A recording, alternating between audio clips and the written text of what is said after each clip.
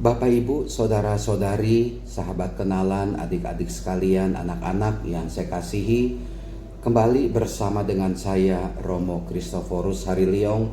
Kita akan merenungkan bacaan Injil hari ini, Sabtu 3 Oktober 2020. Bacaan Injil diambil dari Lukas bab 10 ayat 17 sampai dengan 24. Apa yang bisa kita renungkan di sini? Dikatakan dari dalam bacaan Injil, pada waktu itu ke-70 murid Yesus kembali dari perutusannya dengan gembira dan berkata, "Tuhan, setan-setan pun takluk kepada kami demi nama-Mu." Lalu kata Yesus kepada mereka, "Aku melihat iblis jatuh seperti kilat dari langit. Sesungguhnya aku telah memberikan kalian kuasa untuk menginjak-injak ular dan kalajengking, dan kuasa untuk menahan kekuatan musuh, sehingga tiada yang dapat membahayakan kalian." Para murid, 70 murid itu datang kembali kepada Tuhan Yesus dan mereka menceritakan tugas perutusan mereka, dan mereka diliputi kegembiraan. Bapak, Ibu, saudara-saudari terkasih, memang betapa pentingnya dalam hidup ini kita juga mengalami suatu kegembiraan dalam hidup. Suasana batin, suasana hati yang diliputi oleh suasana gembira. Betapa itu menyenangkan. Kalau kita hidup dan banyak mengalami kegembiraan, hidup itu begitu berarti. Tapi kalau hidup kita ini diwarnai oleh kesedihan, oleh kegagalan, oleh kecemasan, rasa-rasanya hidup ini seperti tidak berarti, tidak ada artinya. Gembira seperti apa yang mestinya kita alami? Gembira karena seperti halnya para murid sebelum tugas perutusan mendapat kuasa dari Tuhan Yesus. Kuasa yang luar biasa. Kuasa untuk mengalahkan setan. Kuasa untuk mengalahkan iblis. Dikatakan, setan-setan pun takluk kepada kami demi nama-Mu. Bapak, Ibu, saudara-saudari terkasih, mari kita bergembira dalam hidup ini bila kita berani melawan si jahat. Kalau kita berani melawan cobaan-cobaan yang kerap kali datang mengganggu kita. Yang namanya cobaan, Bapak, Ibu, saudara-saudari terkasih, memang belum menjadi dosa. Kalau manusia itu digoda, dicobai oleh setan, belum jatuh ke dalam dosa. Kita sebagai manusia belum jatuh ke dalam dosa, tetapi ini sudah mengingatkan kita untuk hati-hati. Hati-hati kenapa? Supaya godaan dari setan itu tidak kita dengarkan, dan kita punya prinsip yang kuat mau melawan kekuatan jahat itu. Hari ini bila setan itu, si iblis itu gagal menggoda kita, dia akan terus datang terus datang menggoda kita. Dan kalau kita sudah jatuh ke dalam dosa, maka iblis itu akan terus menjerumuskan kita lebih dalam lagi ke dalam dosa. Sehingga akhirnya kita nggak bisa berbuat apa-apa. Kita berada dalam maut. Kita lepas dari kekuatan ilahi.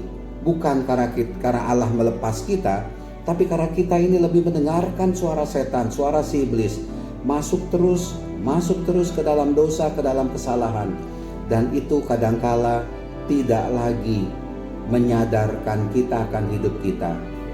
Kalau orang itu diwarnai oleh kejahatan, terus melakukan kejahatan, terus melakukan kekejaman, terus suka menipu, terus suka berbohong, terus suka menyakiti orang lain, itu karya-karya iblis yang ada dalam diri Anda. Itu yang harus kita kalahkan, yang harus kita taklukkan. Kita harus kuat. Supaya kita kuat, bagaimana itu? Ya, kita sadar akan kuasa dari Tuhan Yesus kepada kita. Bukankah ketika dibaptis kita sudah disatukan dengan Tuhan Yesus, dan kita mari dekat dengan Tuhan Yesus? Artinya kita mau mendengarkan, kita mau mengikuti ajaran cinta kasih, ajaran kebenaran, ajaran kebaikan yang tentu saja bertolak belakang dengan godaan, ajaran dari si iblis, dari si setan. yang membuat kita jatuh ke dalam dosa. Ada kalanya juga dalam hidup ini, seperti halnya para murid itu mengatakan, Tuhan, setan-setan pun takluk kepada kami demi namamu. Artinya apa? Demi namamu, demi nama Tuhan Yesus. Mari kita untuk mengalahkan godaan cobaan untuk jatuh ke dalam dosa, kita jangan mengandalkan kekuatan diri kita sendiri. Diri kita ini lemah, diri kita ini ringkih. Tetapi yang penting adalah mari kita menggunakan kekuatan dari Tuhan. Kita mohon kekuatan dari Tuhan. Jangan mengutamakan, mengandalkan kekuatan sendiri. Setan itu lebih kuat, iblis itu lebih kuat daripada saya. Iblis itu lebih kuat daripada Anda. Godaan-godaan iblis itu jauh lebih hebat daripada kekuatan kita. Tetapi mari kita bersandar kepada Tuhan Yesus. Kita mau dekat dengan Tuhan Yesus. Kita mau selalu dekat dengan Tuhan Yesus. Supaya godaan itu tidak menjatuhkan kita ke dalam dosa. Tapi godaan itu semakin menyadarkan kita bahwa kita harus dekat dengan Tuhan. Itu yang utama, ya, dekat dengan Tuhan. Menggunakan demi nama Tuhan itu berarti kita mau dekat dengan Tuhan. Kita terus menjalin relasi yang akrab dengan Tuhan. Kalau kita mau mengalahkan dosa, kalau kita mau mengalahkan godaan si iblis, maka kita harus dekat dengan Tuhan. Tetapi kalau kita tidak dekat dengan Tuhan, jarang berdoa, nggak pernah buka kitab suci. Ini bulan Oktober di mana kita mau dekat dengan Bunda Maria, doa rosario. Bila itu tidak kita lakukan dan kita tidak punya pegangan, maka setan akan dengan mudah menggoda kita, membawa kita masuk ke dalam dosa. Maka dari itu, mari kita punya kekuatan di dalam Tuhan Yesus untuk mengalahkan roh jahat itu. Dan disitulah letak kegembiraan kita. Kita gembira bukan karena kita mengikuti godaan-godaan nafsu dari si iblis, tetapi kita bergembira karena bersama Tuhan Yesus kita mengalahkan kuasa jahat yang kadangkala merongrong dan terus menggoda kita dalam hidup ini. Bila Anda bisa mengalahkan kedagingan yang ada dalam diri Anda, sukacita itu hadir dalam diri Anda. Kegembiraan itu hadir dalam diri Anda, terutama kegembiraan rohani. Ya, saya berhasil melawan godaan untuk nyeleweng seperti digoda godaan dari setan si iblis itu. Saya bisa lepas dari nyeleweng itu. Si Bapak dalam hati, kalau bisa melawan godaan untuk nyeleweng, kegembiraan itu akan ada, akan muncul. Kegembiraan yang lain lagi yang muncul itu apa? Anda semakin mencintai istri Anda. Anda semakin mencintai keluarga Anda. Dan Anda sungguh merasakan cinta kasih yang tulus, yang ikhlas dalam keluarga Anda. Anda mendapatkan cinta, mendapatkan kasih dari istri, dari suami, atau dari anak-anak Anda. Bukankah itu suatu kegembiraan? Dan karena Anda bisa melawan godaan untuk nyeleweng itu, dan Anda berhasil untuk tidak nyeleweng, dan godaan itu terus ada, dan ketika Anda berhasil melawan itu, Anda bisa merasakan sukacita, damai, indahnya cinta, indahnya kasih yang tulus dalam keluarga Anda. Bila Anda juga misalkan saja bisa melawan godaan untuk ketika Anda digoda untuk korupsi, dan Anda mengatakan, saya bersama dengan Tuhan Yesus, mau hidup jujur, mau hidup benar, dan saya tidak mau melakukan korupsi. Itu akan mendatangkan kegembiraan dalam hidup Anda. Anda akan bergembira karena apa? Coba bayangkan kalau Anda melakukan korupsi lalu ketahuan sekali waktu nanti, ketika diselidiki lalu ketahuan Anda melakukan kecurangan, Anda ditangkap, ya, Anda dijebloskan ke dalam penjara.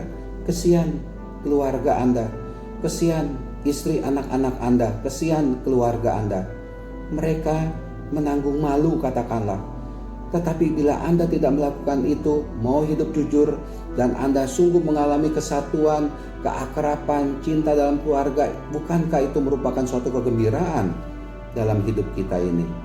Maka dari itu mari kita terus bersatu dengan Tuhan supaya kuasa untuk mengalahkan si jahat itu semakin kuat dalam diri kita.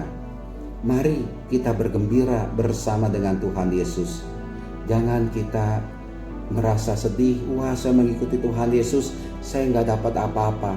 Bukan itu maksudnya kita mengikuti Tuhan Yesus.